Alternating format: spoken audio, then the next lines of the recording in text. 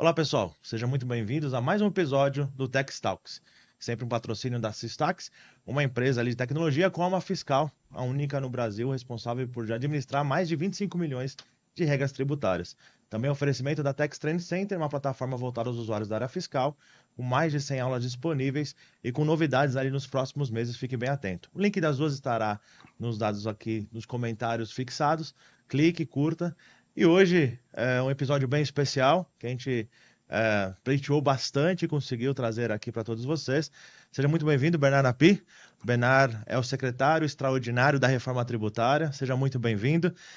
Bernard, o nosso tempo não é tão longo. Eu vou falar para você fazer a sua apresentação. Como que você chegou até aqui e hoje se tornou um homem de referência na área tributária no Brasil? Bom, obrigado, Vinícius. Espero que depois da reforma tributária não tenha mais 25 milhões de regras fiscais como tem hoje. Bom, eu sou economista, embora tenha feito 2 anos de física antes de fazer economia. Que legal. Comecei trabalhando um pouco em centros de pesquisa, trabalhei no SEBRAP durante um tempo. Fiz os créditos de mestrado em economia, então sou formado pela USP, fiz os créditos de mestrado na Unicamp, mas nunca defendi minha dissertação de mestrado, porque eu comecei a trabalhar e larguei a vida acadêmica. Eu trabalhei, fui durante 2 anos e meio assessor na área econômica na Câmara dos Deputados.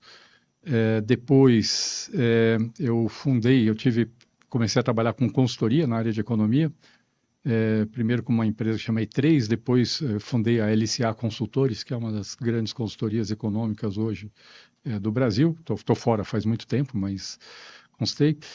Depois eu fui, de 2003 a 2009, eu trabalhei no Ministério da Fazenda, fui secretário executivo, secretário de Política Econômica e, no último ano, secretário de Reformas Econômico-Fiscais. Nessa época, eu participei de uma tentativa de reforma tributária, que foi a reforma tributária de 2008. Eu era o responsável no Ministério. Não funcionou, não deu certo. Foi um aprendizado importante. Depois, ainda trabalhei na BMF Bovespa, como diretor de estratégia de planejamento. Voltei para a LCA Consultores e depois, em 2015, eu resolvi, junto com alguns colegas, criar um think tank, um centro voltado para a formulação e defesa de políticas públicas com o objetivo de trabalhar numa proposta de reforma da tributação do consumo no Brasil, é o Centro de Cidadania Fiscal. E o trabalho no CECIF é que, no fundo, acabou resultando na PEC 45, que depois acabou resultando na Emenda Constitucional 132. A gente desenvolveu esse trabalho, teve 2 frentes de trabalho, uma área técnica, e aí muito em colaboração com advogados tributaristas, auditores fiscais, de várias esferas da federação, e uma esfera de advocacy, de convencimento, de explicação de por que essa era uma agenda importante. E agora, desde o ano passado, eu estou no Ministério da Fazenda. O ministro Fernando Haddad me convidou para ser secretário extraordinário da Reforma Tributária, exatamente para cuidar da agenda da Reforma Tributária. Que é bem pequena, né? Que é bem pequena. Imagino. É uma secretaria temporária, aliás, extraordinária quer dizer temporária, mas que tem como objetivo trabalhar com isso. Então, está avançando bem o trabalho, quer dizer, a emenda constitucional foi aprovada ano passado. Nós elaboramos esse ano 2 projetos de lei complementar, o PLP 68 e o PLP 108, e foi um trabalho muito interessante, porque eles foram elaborados em conjunto, União, Estados e Municípios. Foi um trabalho insano, mas acho que muito bem sucedido. É uma forma nova de fazer federalismo no Brasil, já que o IBS e a CBS têm as mesmas regras. Não faria sentido você discutir só com a União e não tratar com os estados e municípios do imposto que é deles. Sim. Então, nós trabalhamos conjuntamente na elaboração dos projetos de lei. O PLP 68 já foi aprovado na Câmara dos Deputados em julho, o 108 está na fase final de votação na Câmara, e a perspectiva é que estejam aprovados até o final desse ano no Senado e o retorno à Câmara também. Mas é isso, essa é a minha trajetória. Se você me perguntar como é que eu entrei na área tributária, na verdade, não sei, foi meio por acaso. A gente que vem aqui fala isso, eu disse que foi despencado na área tributária. Na verdade, foi meio assim, eu quando estava na consultoria, na época da LCA Consultores, e mesmo da consultoria anterior, começaram a aparecer muitos trabalhos na área tributária. E aí eu fui assumindo esses trabalhos. E eu fui, na prática, indo conhecendo, ao fazer estudos econômicos, fui conhecendo a legislação tributária e, ao mesmo tempo, conhecendo, pelo trabalho de economista, um pouco qual o impacto econômico de diferentes desenhos da legislação tributária. Até porque hoje, assim, se a gente pegar as empresas como um todo, tem empresas, por exemplo, que elas sobrevivem, entre aspas, com conta de benefícios fiscais. Você fala de economia no Brasil hoje e não fala de imposto, você não tem como falar separar economicamente uma situação financeira de uma empresa sem falar de tributo, né? Não, não tem. É um problema, na verdade. Às vezes, no Brasil, é mais importante ter um bom benefício fiscal do que ser eficiente. Isso é um problema. Isso não é bom para o país. Se o país quer crescer, o que ele precisa é de empresas eficientes. Eu acho que essa é uma característica importante da reforma tributária em discussão agora no Congresso Nacional. Ela é uma reforma feita para ser neutra, e desse ponto de vista, quem tende a se dar bem no novo sistema tributário é quem é eficiente e não quem tem melhor capacidade de negociar um benefício tributário. Eu acho que esse é um ponto importante dentro do novo desenho da reforma tributária. Mas isso vale para os dois lados, vale do ponto de vista da forma de organização e vale também do ponto de vista do litígio, que é um grande problema no Brasil. Às vezes você tem a alta direção das empresas, às vezes mais preocupado com a consequência de um contencioso tributário do que propriamente ser eficiente, quando a alta direção deveria estar preocupada em ser mais eficiente que seus concorrentes no Brasil e no resto do mundo. Quando a gente traz na questão efetiva do Standard Talk, sempre quando a gente vai para um evento, ou falar alguma palestra, a gente fala cenário atual brasileiro. Se a gente pegar os 30 maiores países, 30 países com a maior carga tributária, o Brasil é o que mais tem dificuldade de dar esse retorno para a população. São mais de 1.500 horas anuais, segundo o Banco Mundial, para você apurar, classificar e pagar tributos. 5,4 trilhões em judiciário contencioso, que representa 75% do nosso PIB. E esse modelo atual ele já não consegue se segurar. A gente pega a primeira proposta de emenda relacionada à reforma tributária de 1991, e aí houve várias tentativas, ali em 96 com o Simples Federal, depois a Lei Candir, depois veio o Simples Nacional, e a gente vê que isso ainda não se perpetuou, não se segurou. Você acredita que esse modelo atual vai ser capaz de diminuir esses impactos? Porque a grande disputa e quando a gente vai para os eventos, muitas empresas falam do lado dela, o contencioso não vai diminuir, o contencioso ainda vai continuar. A gente tem brechas aqui que vão levar ainda para um contencioso grande. Bom, vamos lá. O impacto da reforma tributária sobre o crescimento, a questão da simplificação é uma parte do impacto, não é todo. Tem 3 motivos pelos quais o nosso sistema tributário prejudica, o sistema de tributos indiretos prejudica o crescimento do país. Um deles é a complexidade, sem dúvida nenhuma, e a complexidade implica, como você falou, em um custo burocrático muito alto de apuração e pagamento de tributos. A complexidade gera litígio, é verdade, mas esse é um dos motivos. O segundo motivo é que o nosso sistema de tributo, um bom imposto sobre produção e venda de bens e serviços é um imposto sobre consumo. No nosso modelo, por várias falhas, ele acaba tributando investimento, acaba tributando as exportações, acaba tributando a produção doméstica mais do que os importados, e isto tira potencial de crescimento do país. E o terceiro motivo é que o nosso sistema tributário, ele distorce a forma de organização da economia, muito na linha do que você falou. As empresas se organizam em função, às vezes, de benefícios fiscais, às vezes em função de características estruturais do sistema tributário, mesmo que não tenha benefício fiscal. Então, por exemplo, hoje no Brasil é muito mais barato, do ponto de vista tributário, fazer um prédio de concreto armado do que paga sobre o valor adicionado no canteiro de obra, paga PIS/COFINS cumulativo, 3,65 e ISS, e do que fazer um prédio com estrutura pré-fabricada que na fábrica paga ICMS e PIS/COFINS não cumulativo. Então, do fundo, tudo isso acaba levando você a ter um efeito muito negativo sobre o crescimento. A reforma tributária sobre o consumo, da forma como ela está colocada, ela basicamente resolve os 2 últimos problemas, tributação de investimentos, exportações e esse impacto negativo sobre a organização da atividade econômica, e ela reduz muito a complexidade. Não estou dizendo que ela acaba, até por conta das exceções que foram introduzidas durante a tramitação, e ainda continuam sendo, mas assim, perto do que nós temos hoje, é um sistema muito mais simples, tá? Eu não tenho muita dúvida. Assim, eu uso uma imagem que ajuda as pessoas a entenderem e falo, ó, você tem hoje uma complexidade da ordem de 100, se a gente tivesse aprovado uma reforma tributária ideal, com pouquíssimas exceções, ou basicamente exceções de natureza técnica, seria da ordem de 10, com os tratamentos favorecidos introduzidos pelo Congresso, vai para aí da ordem de 25, vamos dizer 30 talvez.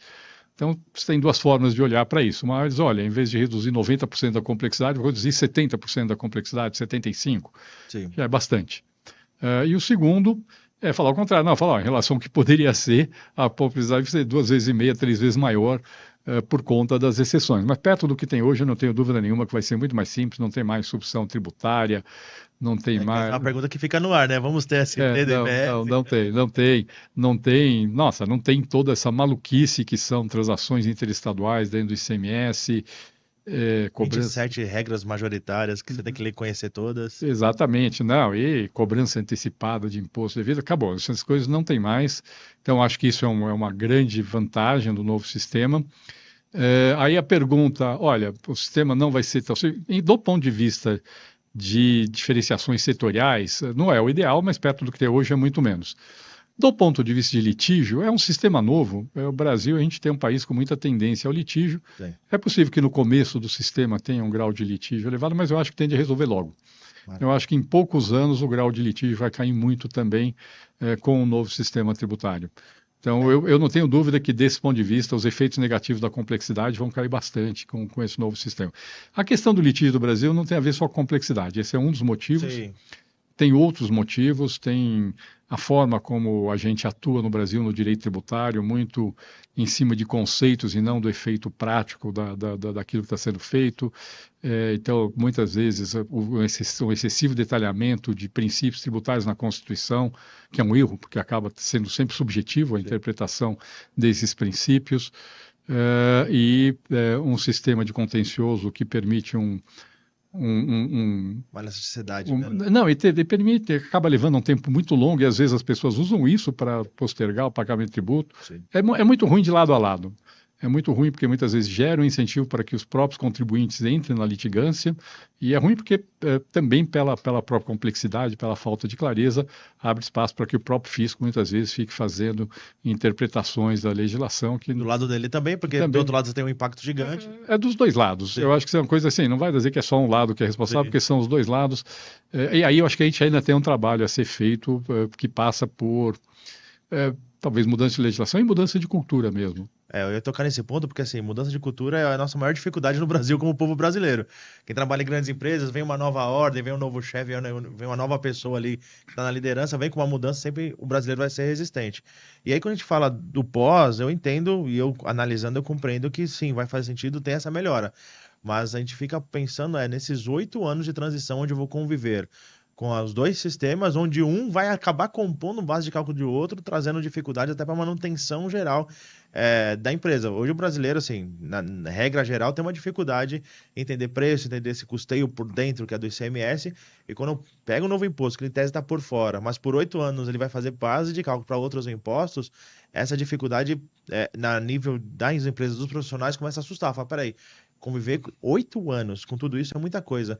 E você acha que não vai custar muito caro para os contribuintes esse período tão longo? Não acho, por vários motivos. Tudo bem, tem um ano de teste que é 2026, que de fato vai ter 1% ali. Vai ter, com uma alíquota de 1%, que vai ser um período de teste em que de fato os dois sistemas podem conviver, embora durante esse ano tenha uma previsão de que, em muitos casos, apenas cumprimento de obrigações acessórias vai ser suficiente. Em 2027, você já tem extinção do PIS/COFINS. Sim. E você já vai zerar a alíquota do IPI para a grande maioria dos produtos. De 4 mil produtos que têm incidência de IPI hoje, vai cair para cerca de 300, que são aqueles industrializados na Zona Franca de Manaus. Então, eu acho que já vai ter uma baita simplificação nesse momento. Do ponto de vista dos sistemas, é um ponto importante. Quer dizer, qual é a obrigação acessória no novo modelo? No novo modelo, a obrigação acessória é basicamente emitir documento fiscal eletrônico nas suas vendas, todas as transações vão ter que documento fiscal eletrônico. Hoje o Brasil já tem uma cobertura muito grande, mas ainda falta, sobretudo na área de serviços, alguns casos em que não tem. Tem casos que você permite emissão de recibo, vai ter que emitir documento fiscal eletrônico. Locação, alguns serviços vão ter que começar a emitir documento fiscal eletrônico, mas muito simples, que tem para fazer isso com a nota fiscal do serviço eletrônico que a Receita Federal desenvolveu, pode fazer pelo celular, então não tem nada de muito complexo nesse modelo. Daqui até 2032, que é o período de convivência dos dois sistemas, a gente vai usar os documentos fiscais eletrônicos que já existem hoje, que vão ter que ter alguns campos a mais. Até sair as notas técnicas que foram publicadas pelo ENCAT ali. Isso, vai ter que ter alguns campos a mais, então vai ter que ter sim o valor da operação sem os tributos atuais, vai ter que ter a alíquota da CBS, a alíquota estadual e municipal do IBS e a definição do destino, vai ter um CEP ali. Na prática é isso que vai estar sendo feito, mas a ideia é que faça tudo isso seja muito simples, muito fácil de operacionalizar, e a partir daí, o novo tributo, o IBS-CBS, o que o contribuinte vai ter vão ser duas contas correntes. Ele vai ter uma conta corrente das suas vendas, com os débitos, e o montante que já foi liquidado desses débitos vai ter uma conta corrente das suas aquisições, com os débitos correspondentes às aquisições e o quanto já foi liquidado daquelas aquisições. No fundo é isso. E esse é o modelo, e nas aquisições a empresa vai ter que registrar se dá direito a crédito ou não, e só aquilo que é de uso e consumo pessoal que não dá crédito. Então é uma coisa muito localizada, não tem nada a ver com o que nós temos hoje de vedações a crédito no âmbito do PIS/COFINS ou do ICMS, é uma coisa muito pontual. Com base nisso, você já vai ter todo o seu controle do novo sistema. Inclusive, a ideia é ter a escrituração pré-preenchida dentro desse novo modelo. Que nem parecido como o imposto de renda pessoa física, então essa declaração assistida, a escrituração assistida, a ideia é já ter isso o mais cedo possível. E volto a falar, o controle vai ser em duas contas correntes, não tem nada de muito. Todos os RPs vão ter que se ajustar, sim, é verdade.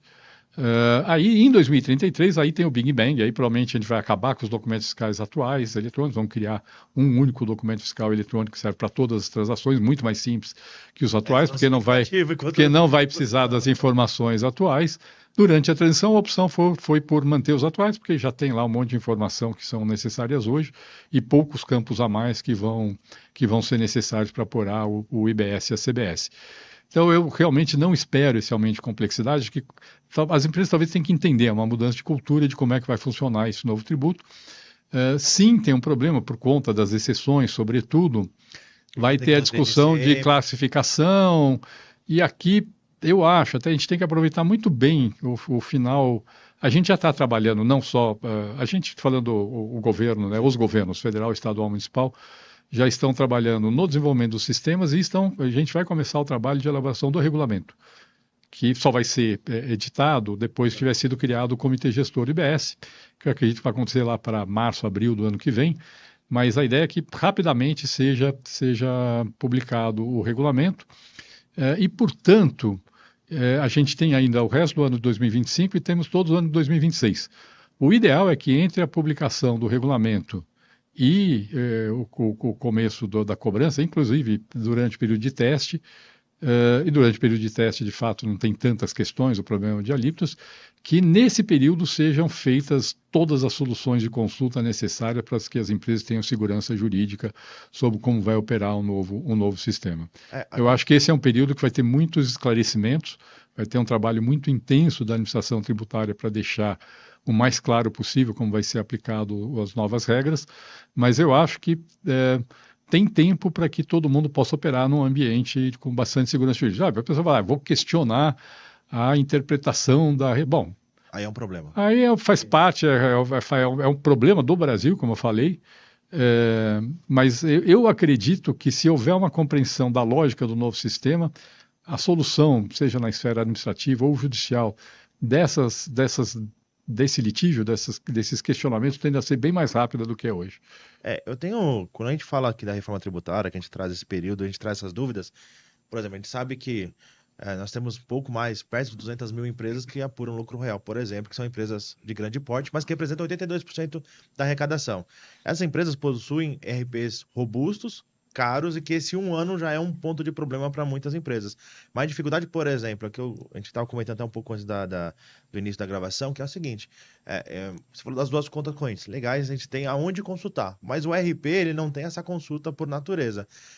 Vai fazer com que o contribuinte tenha que fazer lançamento manual, que tem que passar por Não, auditoria, isso não é uma dificuldade? não. A ideia é que o RP acesse diretamente a base de dados da administração tributária. A gente tem dois tributos, IBS e CBS. Acho que vai ter vários módulos comuns, alguns módulos talvez independentes, tipo módulo de apuração, mas todo o trabalho está sendo feito para que a interface para o contribuinte seja uma só. E, portanto, você não vai precisar fazer lançamento manual. Você vai fazer automaticamente o batimento dos seus dados, da sua lançamento de documentos fiscais, etc. e tal, com a informação que vai vindo do sistema da administração tributária, que já vai te passar esse posicionamento, operação por operação, nas suas vendas e nas suas aquisições, de qual é o débito, de quanto já foi liquidado, por que mecanismo. Eu acho que isso vai ser em tempo real. Ok, vai ter que ajustar os ARPs, eu não tenho dúvida nenhuma, vai ter que ajustar. Que gera um custo razoável, a gente fala de SAP. Mas é um custo uma vez para, no final, ter um custo muito menor do que o atual. Então, acho que isso vale a pena. Como você falou, seus 25 milhões de regras aí no começo da coisa, não vai ter 25 milhões de regras. Pode ter certeza que não vai ter 25 milhões de regras. Quando a gente olha para o lado de cá, não temos, e obviamente isso é um lado muito positivo, não ter esses 25 milhões, a gente olha nas possibilidades de alíquotas, por exemplo, uma empresa que ela é varejista, que ela trabalha com, sei lá, 2.000 municípios. A gente entrevistou recentemente a diretora das Casas Bahia, tem não sei quantos mil estabelecimentos, entrega 44 mil obrigações acessórias por ano, é um número gigantesco. A gente fica imaginando a possibilidade de quantidade de alíquota, porque você tem a alíquota referencial, aí você vai ter que a somatória do município, falando do IBS, do município e do estado, e que isso pode variar de município a município. Tem município que vai querer fazer a sua, como acaba acontecendo hoje. Então, quando você muda o sistema para dar essa manutenção, a gente entende que pode ter um custo maior do que a gente estima no dia a dia. Não. Primeiro, tem que ser feito com antecedência, tem anterioridade anual e trimestral, qualquer mudança de alíquota pelo município. Então, você vai fazer uma vez por ano, você vai ter que atualizar as alíquotas por município dos anos subsequentes. E aí, simplesmente, você vai ter uma lista de CEP e vai ter a alíquota correspondente a cada CEP. Toda venda presencial, ou seja, a venda em loja, vai ser a alíquota do município onde está a loja. Aí não tem. As vendas não presenciais, tipo venda pela internet, aí sim vão ter que considerar o endereço de entrega, mas assim, a ideia é que você, a hora que você tiver o CPF de quem está comprando, você consulta o cadastro, que vai ser o único cadastro para o IBS-CBS, já obtém o endereço daquela pessoa e é isso que você vai usar para fins ou se você tiver uma entrega presencial, basta colocar o CEP de onde você está integrando, porque eu acho que todo mundo tem que saber o CEP de onde está entregando o produto, e a alíquota sai automaticamente. É o que a gente a gente vai ter, não estou brincando não, a gente vai ter sistema de emissão de documento fiscal no celular que vai ter as alíquotas dos 5.550 municípios brasileiros. Porque isso vai ser uma ação lá na frente, se acontecer, vai ser, porque a gente brinca muito assim, nos eventos, tudo. Fala, imagine um profissional, as pessoas,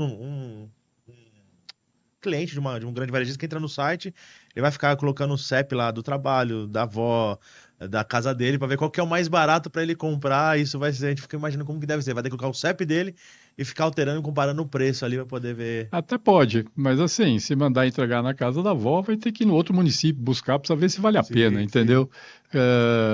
Você tem razão. Pode ser que a pessoa queira comprar coisas de alto valor, como automóveis, aí não vai ser o domicílio de quem vai ser de fato o destinatário, e isso obviamente, onde vai ser registrado o veículo, etc e tal.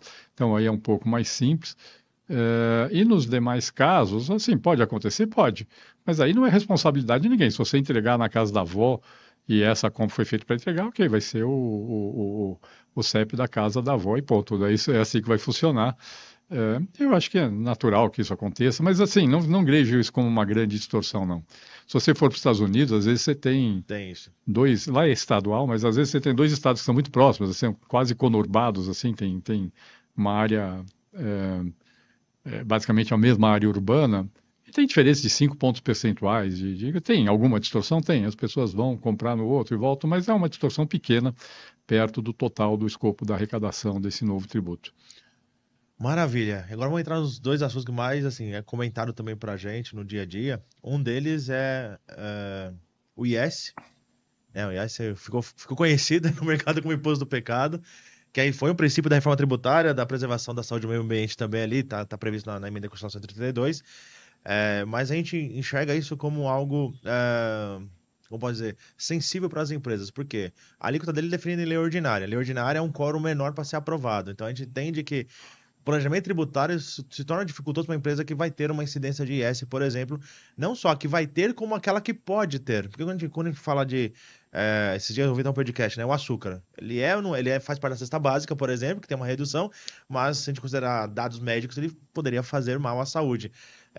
Essa visão, essa estabilidade não ficou um pouco assim, não tão clara, principalmente se por tratar de lei de ordinária para definir a alíquota? Não, não creio. Não creio. Bom, primeiro, volta a ter anterioridade anual e Ano nonagesimal, decimal? então não vai ter nenhuma mudança. Dois, eu não acho que vai ser fácil ficar mudando a alíquota de um ano para outro. Acho que em alguns casos, quando tem alíquotas ad rens, talvez tenha algum critério de correção automática pela inflação, mas aí você já vai saber automaticamente qual vai ser a nova alíquota. Eu não vejo isso como um grande problema. Eu não acredito que vai ter tanta mudança de alíquota assim, não, dentro do imposto seletivo. Desde que ele seja bem desenhado desde o princípio, não vejo. E depois, tudo passa pelo Congresso Nacional. Não tem hoje condição no Congresso fazer nenhum excesso em tributação em nenhuma área. Não consigo ver isso no Congresso atual. Eu acho que existe uma preocupação, talvez excessiva, aí, com relação ao imposto seletivo. Tem coisas que são inevitáveis, não tem como não ter uma tributação mais alta do que a normal, do que a média para, sei lá, fumo, bebida alcoólica, Sim. entendeu? Já é hoje, Já é hoje, veículos, CMS. veículos já tem IPI hoje, também não tem por que não ter um diferencial aí em função do tipo de veículo, da eficiência energética, que é o que está previsto. O que entrou a mais ali foi essa coisa da extração mineral, mas aí foi uma decisão no Congresso Nacional. Mas são poucas empresas, é uma coisa muito localizada. Por exemplo, a gente olha esse ponto de estar na mão do Congresso, essa visão que acaba a gente ficando tenso e temerário, porque o comitê gestor também. É um comitê que vai ser muito mais político do que técnico, pelo menos os dirigentes que estarão à frente ali, estarão ditando as regras, podemos dizer assim. E esse também acaba passando por essa temerosidade, sabe? Quando que a gente acaba acompanhando isso. O PLP está lá, o 68, ele foi numa forma para a Câmara. A Câmara já deu uma mudada, foi para o Senado agora, que já está falando que vão mudar, vão retornar algumas coisas, e a Câmara também está falando que vai se manter. Mas a gente vê um pouco de questão de. Acaba sendo um lobby. Então a gente estava falando, sei lá, de 26,5%, saiu um comunicado semana passada que saiu que pode bater 27%, quase 28% ali. E é essa temeridade que tem os contribuintes falar quanto que nós vamos fazer um planejamento, por exemplo, de 5 anos, entende? Uh, Bom, vamos lá. Primeiro, eu não acho que o comitê gestor vai ter um caráter político e não técnico, acho que ele vai ter um caráter técnico. Por quê? Porque o tributo é cobrado no destino. Se você for pegar o CONFAS hoje, o CONFAS é um órgão político. Sim. Por quê? Porque o ICMS é cobrado na origem. Então, existe uma disputa entre os estados, a cobrança na origem gera guerra fiscal e qualquer benefício fiscal acaba gerando uma vantagem de um estado em relação ao outro. Dentro do IBS, a tributação é no destino.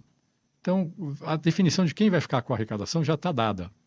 E ele tem autonomia para fixar sua alíquota. Quem vai pagar mais são os seus consumidores, se ele quiser subir a alíquota, ou pagar menos se ele quiser baixar a alíquota.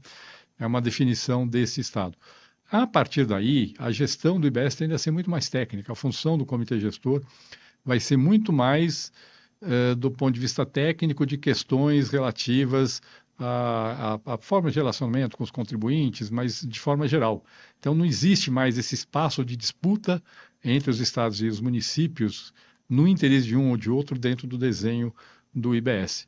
Então, não acredito que será um órgão político, acho que vai ser um órgão técnico. Basicamente, o comitê gestor está para o IBS como a Receita Federal está para a CBS. Tá certo? Que a gente enxerga esse outro ponto que acabamos chegando, assim, quem vai decidir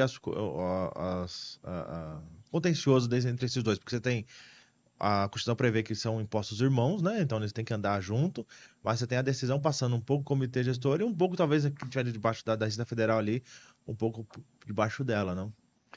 Na verdade, então, a decisão política foi de ter dois contenciosos administrativos em paralelo, um para o IBS, E um outro, para a CBS. O do IBS, no fundo, o comitê gestor o contencioso administrativo é vinculado ao comitê gestor, mas vai ter câmaras estaduais. Então, vai ter câmaras estaduais de primeira instância, de segunda instância e uma câmara de terceira instância, que aí é do... Aonde vai decidir? São questões de direito, né? Sim. Questões de mérito, questões de fato, que esgotam-se na segunda instância. Nessas questões de direito, o próprio projeto aprovado agora na Câmara, ainda no 108, ainda pendente da votação final dos destaques, ele já prevê um critério de harmonização entre IBS e CBS, caso tenha alguma divergência de interpretação, que eu entendo que tende a ser relativamente pequeno. Eu acho que as questões que nós vamos enfrentar talvez sejam essas questões de classificação, mas eu não vejo muito espaço para muita divergência entre IBS e CBS. Eu acredito que vai ter muita convergência nessas questões. As demais questões, eu acho que a convergência tende a ser muito grande entre as duas esferas administrativas. Então, eu realmente, o pessoal tem a cabeça de hoje, né? Do ICMS é uma coisa, o PIS e COFINS é outra. O ICMS hoje, cada estado tem sua legislação, não sei o que. Aí, de fato, começa a ter muitas divergências de interpretação. Aqui, eu acho que vai ter muito mais convergência do que divergência de interpretação dentro desses dois contenciosos. Talvez lá no futuro se discuta a unificação, não sei, essa é uma possibilidade. No momento que está colocado é esse desenho. Eu não espero grandes problemas desse ponto de vista, não. Tem uma questão, sim, que essa precisa ainda ser resolvida, que é a questão do contencioso judicial. Eu acho que tem a mesma matéria tramitando em 27 comarcas, né? 27 judiciários estaduais e mais o federal, ou seja, 28 ao todo, talvez seja uma questão que não é desejável. Para a gente nem voltar à tese do século de novo. Exatamente. Tudo bem, vai dizer, bom, aí depois vai ter o STJ para harmonizar, mas não é o ideal. E esse é um trabalho que já está sendo desenvolvido, quer dizer, já tem um trabalho aí sendo desenvolvido com participação da AGU, já teve discussões com o CNJ, com o STJ, os estados, municípios, as procuradorias estão participando dessa discussão, e eu acho que isso esse desenho vai acabar sendo resolvido, e aí tem que resolver, na verdade, até 2028, porque isso passa a ser um problema mesmo a partir de 2029, quando de fato começa a transição para o IBS. Acho que enquanto o IBS estiver sendo cobrado a alíquota de 0,1%, não creio que isso seja um grande problema, mas certamente pode ser um problema a partir de 29, é uma questão que vai ter que ser resolvida até 28. Então, esse sim é um ponto que eu acho que a gente precisa ainda aprofundar, talvez exija até uma emenda constitucional, mas tem tempo de fazer isso bem feito. Sim, maravilha. Você comentando agora a questão de regimes especiais, acabou surgindo agora, nem está anotada essa pergunta aqui, mas, por exemplo, hoje a gente tem uma situação no Brasil que chega a ser, pode dizer, hilária, que é a seguinte forma. Às vezes as empresas têm CDs em determinados locais, por conta da guerra fiscal, então tem benefício fiscal, tem um regime especial. Foi alguém comentado, ou de alguma maneira considerado, por exemplo, o impacto econômico numa determinada região, que hoje tem benefício fiscal, tem regime especial, que deixará de ter ali em 2029 para frente? Porque assim, imagina, a empresa tem uma CD lá tem o CD, lá tem os profissionais, ela tem os prestadores de serviço que movimenta aquela região ali, que de repente, sem o regime, isso não faz sentido aquela empresa manter aquele CD, né? Olha, para isso que tem a transição de 2029. Primeiro, é para isso que tem o período até 28, que de fato não vai mexer no ICMS e no ISS, e tem a transição de 2029, que termina em 2033. Eu acho que essa é a função da transição, exatamente permitir que as economias se reorganizem de uma forma não traumática. Vai ter uma mudança no desenho da estrutura produtiva brasileira? Vai, não tenho dúvida com relação a isso, exatamente porque hoje o nosso sistema leva a muitas organizações ineficientes e a organização vai passar a ser mais eficiente. Mas todo o desenho está feito para que isso não seja traumático para nenhuma empresa, para nenhuma localidade. E eu acho que é isso que vai acontecer. Vai mudar? Vai. Acho que vai, isso faz parte. Se você tem um sistema ineficiente, você vai migrar para o sistema eficiente, acaba tendo efeitos. Mas é a mesma coisa que eu vou discutir, sei lá, quando inventaram o tear a vapor, o pessoal que trabalhava com tear mecânico ia lá quebrar os teares a vapor porque dizia que ia afetar o emprego dele. Sim. E o resultado é que não é que as pessoas ficaram sem empregos, é que as pessoas passaram a ter emprego de uma Outros forma mais trabalhos. eficiente, em outra forma de trabalho, muito mais eficiente, entendeu? Senão a gente ainda teria telefonista daquelas que ficar botando fiozinho para poder ligar um telefone no outro, tá certo? Por isso que eu vou- É isso, faz parte do progresso. E o progresso, quando cria um sistema mais eficiente, o sistema menos eficiente vai deixar de existir. Isso significa que foi ruim a migração para o sistema mais eficiente? Não, não foi ruim. Para nenhuma localidade, para nenhuma pessoa, tem uma transição e é para isso que existe a transição que está prevista no modelo. Boa. E agora falando de eficiência, acho que tem uma eficiência ali muito mais do lado do governo do que do contribuinte, mas é um ponto que cai muito nas discussões dos fóruns, dos eventos que a gente participa, que é o split payment. Que para nós, ainda contribuintes, a gente entende isso, sei lá, um imposto mais compulsório, que é um pagamento compulsório, já que ele fica retido no meio do caminho, isso pode comprometer fluxo de caixa, entendimento financeiro tem que se aproximar da área fiscal, da área tributária da empresa, tem que ter um planejamento ali para não ter o seu. Tem empresas que movimentam milhões e milhões diariamente para poder, sua operação diária. Como que você já trouxe, viu algumas participações suas, algumas entrevistas, alguns podcasts seus, trazendo essa questão da simplicidade, de que quanto a gente consegue controlar isso, mas e esse impacto para o contribuinte? Esse formato não será tão complexo quanto para o contribuinte agora tem que controlar e ordenar isso? Porque ficou no meio do caminho, porque você pode ter a retenção para o split payment, ou se ele tiver o prazo de pagamento mais longo, ele vai pagar pela apuração, e aí tem que controlar esse split payment para não acontecer lá na frente. Isso não está claro isso? Eu acho que está. Vamos lá, vamos aos pontos. Primeiro ponto, por que o split payment é importante? Ele é importante, por um lado, para poder vincular o crédito, vai estar vinculado à liquidação financeira da operação, que a liquidação pode ser via utilização de créditos pelo meu fornecedor, pode ser via split payment, tem várias formas de liquidar, pode ser pelo pagamento pelo próprio fornecedor. E com isto, você não. Com o modelo de split payment, falando, olha, ok, você depende de ter a liquidação da operação do seu fornecedor, mas para ter ali, se você quiser ter segurança, basta você pagar ele com algum instrumento que admita o split payment, que é basicamente tudo menos dinheiro e cheque. Então, está feito, está dado o mecanismo. Por outro lado, o split payment é importante sim para reduzir sonegação e inadimplência. Ele reduz sonegação na medida em que pessoas que hoje recebem, mas não emitem documento fiscal por algum instrumento que admite split payment, na prática agora vão ter que emitir o documento fiscal, porque eles têm que justificar aquela operação. E ele é importante porque ele reduz a possibilidade de inadimplência. Quando você recebe um valor que tem imposto, a pessoa que está te pagando, está pagando a sua parte da venda e está pagando a parte do governo. Aí a empresa fala, não, mas ok, eu recebi a parte do governo aqui, mas eu não vou pagar o governo, que é a inadimplência. Não está correto, tá certo? É uma forma de financiamento em cima de recursos de terceiros. Sim. Na prática é isso. No split payment está simplesmente tornando explícito, falando, olha, essa é a sua parte, essa é a parte do governo. A parte do governo vai automaticamente para o governo e ponto. Agora, ele é todo desenhado para não ter impacto no fluxo de caixa das empresas, tá? É o que é assim... Você não vai reter o valor cheio do split payment. A ideia é que você retém apenas a parcela não liquidada daquela operação. E se houver algum split e a operação já tiver sido 100% liquidada, automaticamente o recurso é depositado integralmente na conta do fornecedor. Então, isso não é desenhado para não criar problema de fluxo de caixa para as empresas. Mas sim, ele fecha espaço de inadimplência e reduz sim a possibilidade que a empresa use o não pagamento de tributos como uma forma de financiamento, mas o que está correto.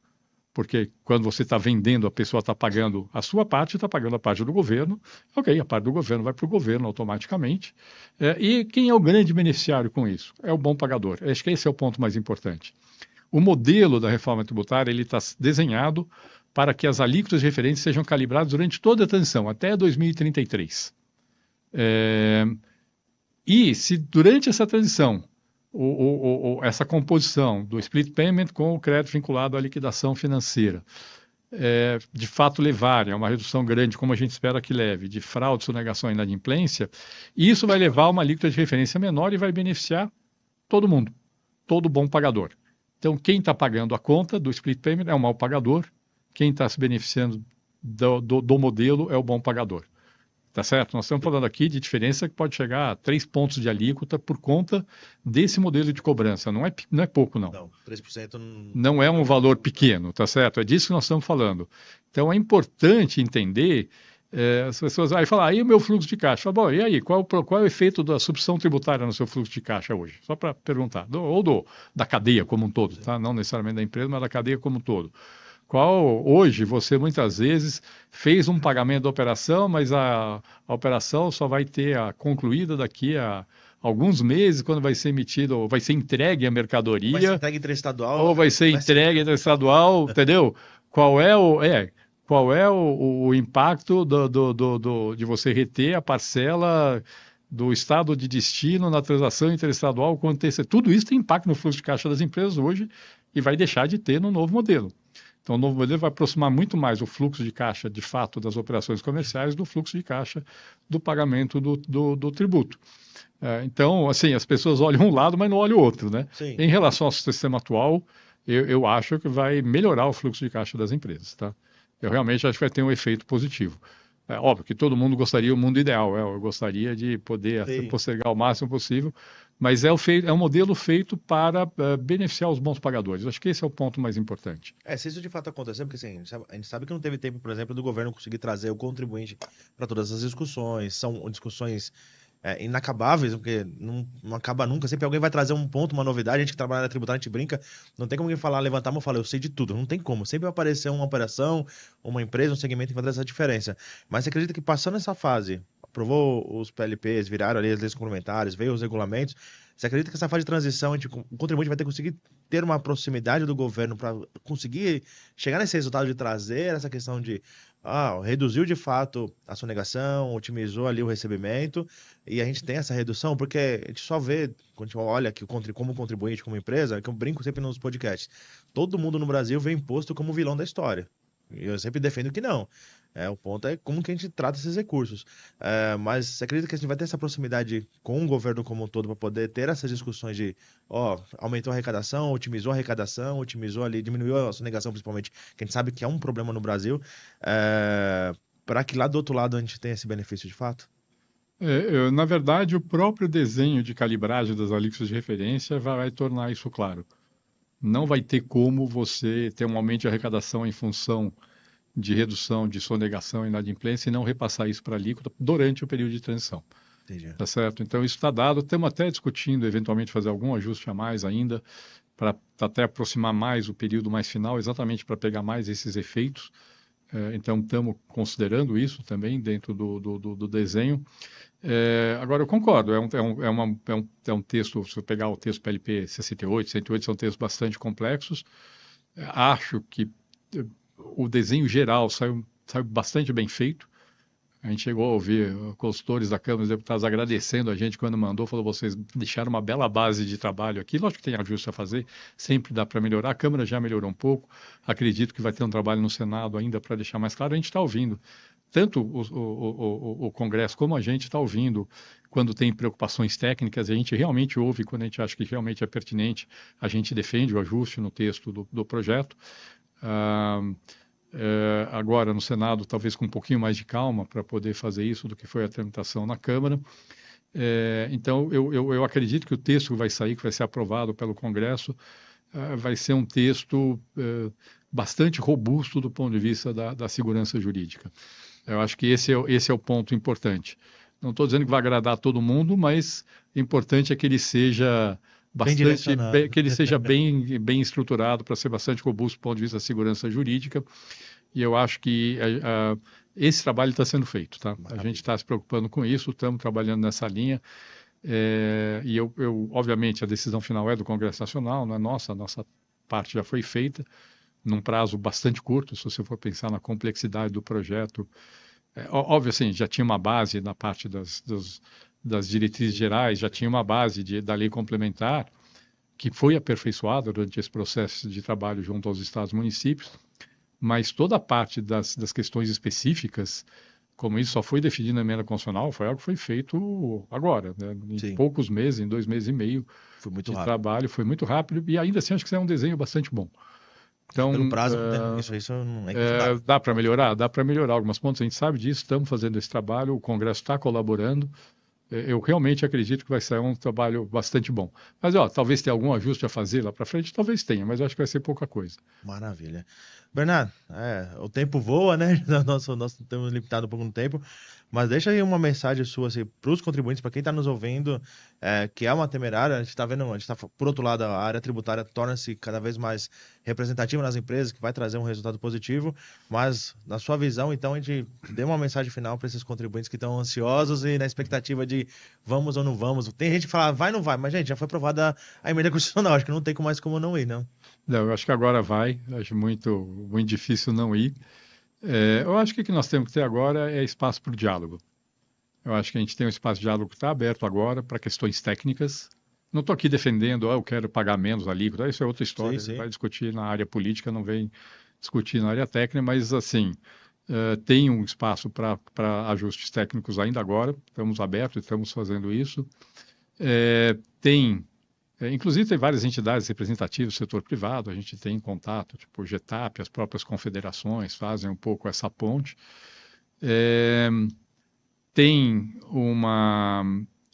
A ideia é trabalhar no regulamento, muito provavelmente, essa decisão não é minha, mas acredito muito provavelmente que o regulamento vai ser colocado em consulta pública antes de ser editado. Legal. E vamos aí ter um retorno de todos os setores.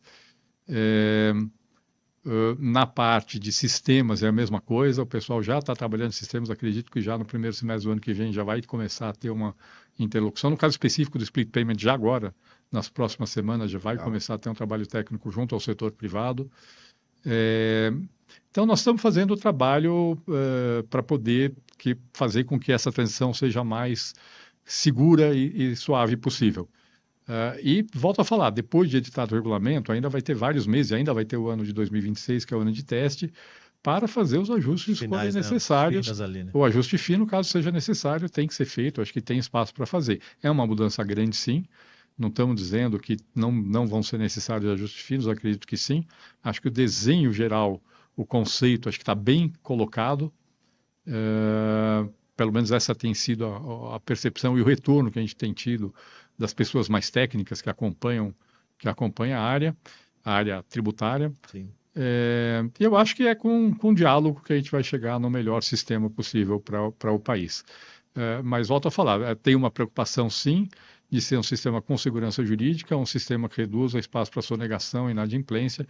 Eu acho que esse foi o desenho que a gente buscou fazer dentro desse novo modelo, além de algumas inovações até de mundiais. O nosso modelo de tributação de serviços financeiros é totalmente novo em termos mundiais, inclusive com não cumulatividade nos principais serviços financeiros. Eu acho que é uma coisa bem interessante, que aumenta a competitividade das empresas brasileiras. Isso é bem legal. Nosso modelo de tributação de operações com bens imóveis, apesar do setor estar reclamando da alíquota, do meu ponto de vista, equivocadamente, porque vai ter um aumento brutal de produtividade no setor. Brutal, não é pequeno, não, é brutal. É um modelo bastante interessante do ponto de vista também, muito possivelmente vai acabar virando talvez uma referência internacional. Legal. Então, nós estamos fazendo várias coisas aqui que são... Então, estamos plantando hoje para esperar lá. Plantando hoje para ver lá na frente e muito possível que em várias questões, talvez até no split payment, a gente vire referência para o resto do mundo. Inclusive as empresas de tecnologia que se preparem, porque talvez elas consigam exportar a tecnologia para o resto do mundo. Notícia. Então, estamos aqui abrindo um espaço para que as empresas brasileiras que se ajustarem ao novo modelo possam, de repente, exportar essa tecnologia para o resto do mundo. Então, assim, estamos criando algo novo, sim. Tem muita inspiração internacional na base, no desenho geral, mas tem muitas questões que são específicas do Brasil, que a gente tentou fazer algo mais moderno até do que o que tem no resto do mundo. É um aprendizado, mas eu acho que estamos indo na linha certa. Maravilha. Bernardo, agradeço sua participação. Para nós foi uma honra ter você aqui, trazer essas dúvidas, esses esclarecimentos. Tudo que eu trouxe aqui, procurei trazer tudo que a gente vê e ouve falar nos eventos aqui, para de fato ter essa... que a gente já discutiu, inclusive, aqui no podcast com alguns profissionais, mas para nós foi muito esclarecedor. Agradeço a presença. E a vocês também, curtam, compartilhem esse episódio. Vai estar aqui a rede social do Bernardo e do LinkedIn ali, também dos nossos patrocinadores. Sem dúvida, a gente sempre trazendo e trabalhando para trazer algo de valor para todos vocês. É isso, um grande abraço, até mais. Tchau, tchau.